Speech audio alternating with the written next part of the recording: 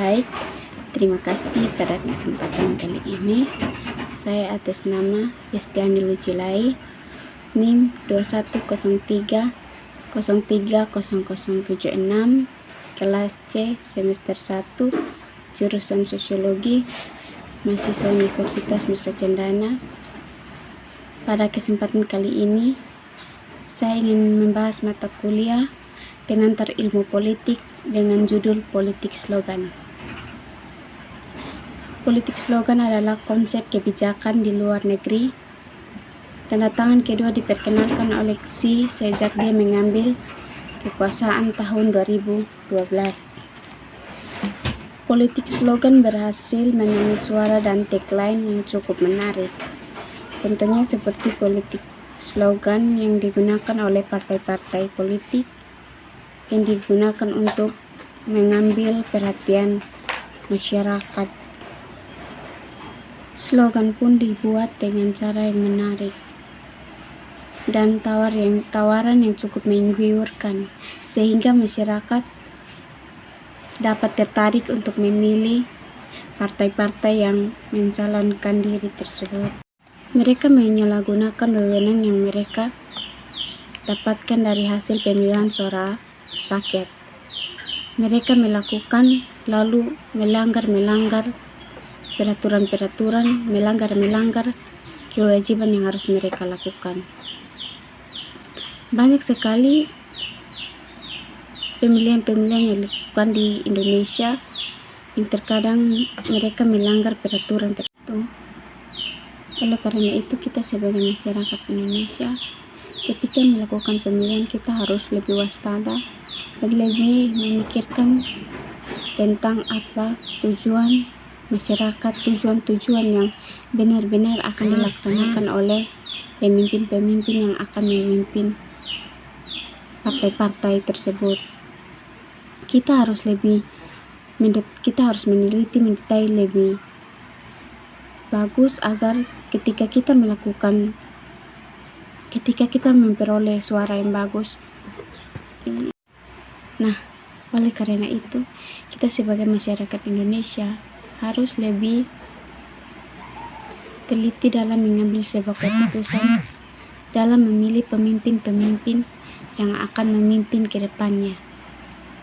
Oleh karena itu, agar kita juga tidak dapat menyesali apa yang telah kita pilih, apa yang telah kita putuskan untuk memilih partai-partai yang akan dipilih. Contohnya sebagai ketika pemerintah telah dipilih untuk memimpin, ada juga yang mengatasnamakan nama rakyat untuk mendapatkan beberapa bantuan-bantuan dalam berupa uang.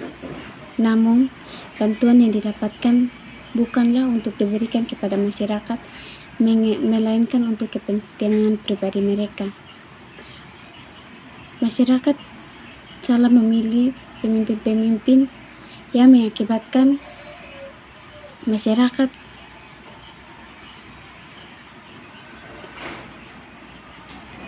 dibodohi dengan janji-janji yang katanya ingin mendapat bantuan ketika dia terpilih. Namun ketika terpilih, bantuan-bantuan yang dianjurkan bukan untuk masyarakat, melainkan untuk dia sendiri. Ada juga pemimpin-pemimpin yang bertanggung jawab atas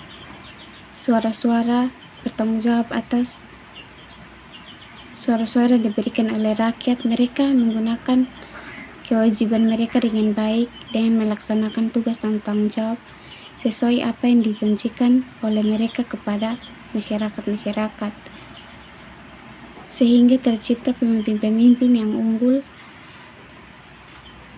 Oleh karena itu, pemimpin-pemimpin yang unggul itu memberikan apa yang mereka janjikan, contohnya seperti bantuan-bantuan kepada masyarakat yang membutuhkan bantuan-bantuan tersebut.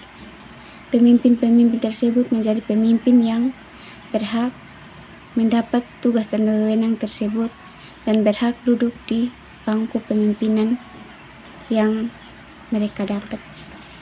Oleh karena itu, Kita harus hidup dalam proses kebijakan dari pemerintah agar segala sesuatu yang diberikan kepada masyarakat tidak atas dasarkan nama saja, melainkan benar-benar diberikan kepada masyarakat untuk dipergunakan dalam kehidupan masyarakat, untuk membantu kehidupan masyarakat yang serba kekurangan.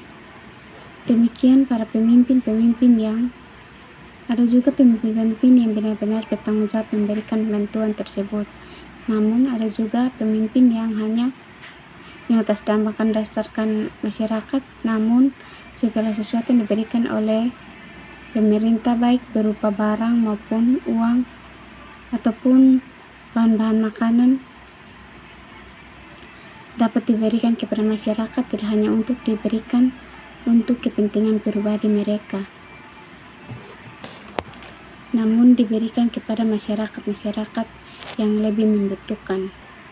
Adapun tawaran-tawaran yang ditampilkan berupa iklan-iklan yang menarik, contohnya seperti pembelian suatu produk barang yang katanya kualitasnya bagus, namun ketika dipakai kualitasnya kurang bagus, kurang memadai begitu.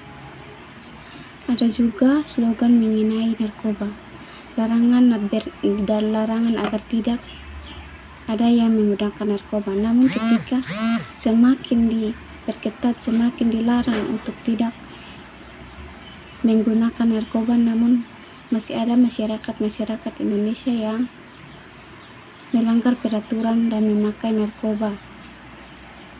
Oleh karena itu, politik-politik yang ada di dalam negeri ini harus lebih ditekankan agar masyarakat tidak menyalahgunakan larangan-larangan tersebut dan lebih diperketat keteraturan dalam negara ini, sehingga semua peraturan, semua iklan, semua larangan yang diberikan itu dapat sesuai fakta, sesuai dengan kenyataan yang ada dalam kehidupan masyarakat.